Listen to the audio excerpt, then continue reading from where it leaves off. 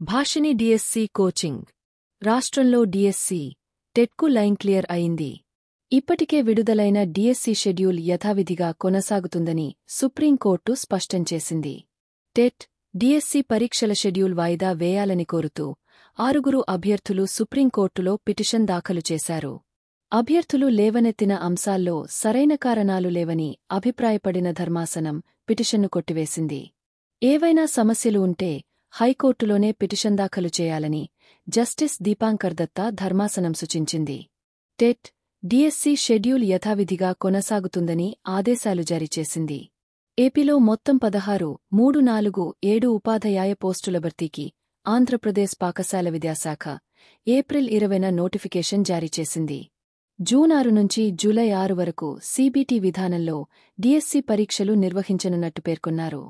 Like, share, comment.